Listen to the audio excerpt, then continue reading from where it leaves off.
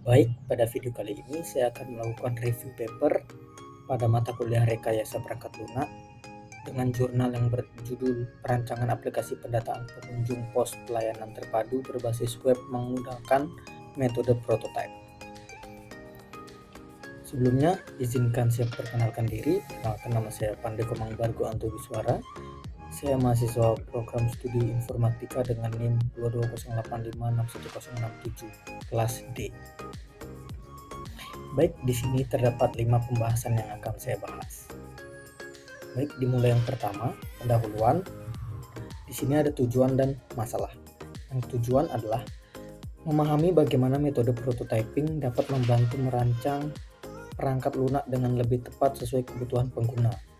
Sedangkan rumusan masalahnya, bagaimana merancang aplikasi pendataan pengunjung pos pelayanan terpadu berbasis web yang efektif dan efisien, serta mengimplementasikan metode prototype dalam perancangan sambil mempertimbangkan kelebihan dan kekurangan yang mungkin timbul dalam penggunaan metode tersebut.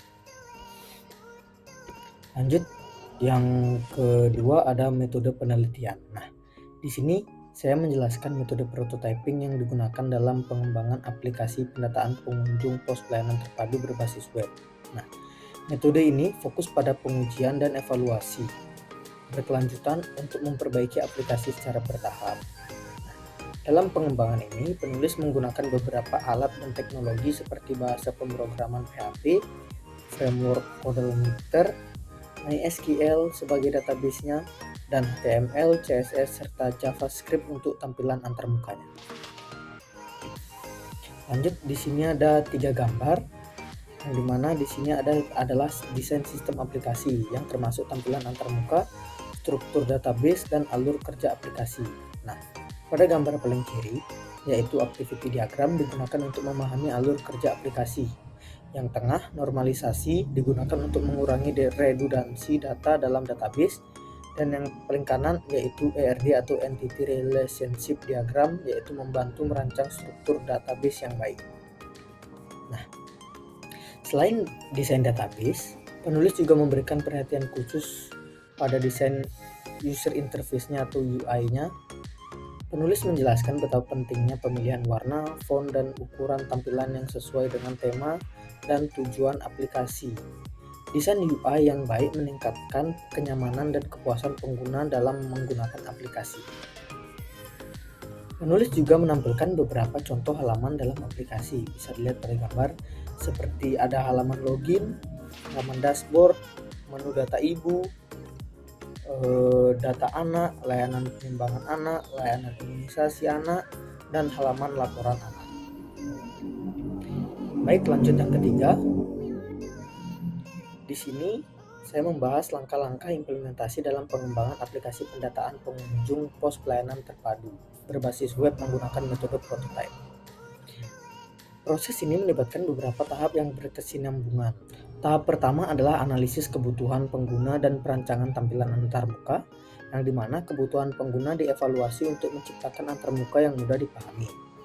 Tahap kedua adalah implementasi fitur dasar dan pengujian, di mana fitur-fitur seperti login, input data pengunjung, dan laporan data pengunjung diimplementasikan dan diuji.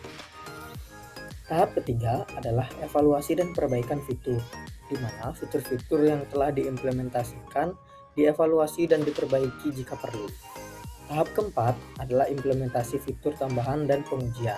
Nah, sementara tahap kelima adalah evaluasi dan perbaikan fitur kembali.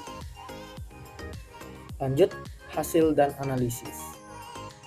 Nah, sebuah aplikasi yang efektif dan efisien dalam melakukan pendataan pengunjung. Aplikasi ini memiliki antarmuka yang mudah digunakan dan dilengkapi dengan fitur-fitur dasar seperti login, input data pengunjung, dan laporan data pengunjung. Fitur tambahan seperti pencairan data pengunjung dan pengaturan akun pengguna juga telah diimplementasikan. Nah, adapun kelebihan dan kekurangan. Kelebihan metode prototype ini adalah memungkinkan pengembang untuk menguji dan memperbaiki aplikasi secara bertahap, sehingga menghasilkan aplikasi yang lebih baik. Namun, kekurangan dari metode ini adalah membutuhkan waktu dan biaya lebih banyak karena melibatkan beberapa tahap pengembangan.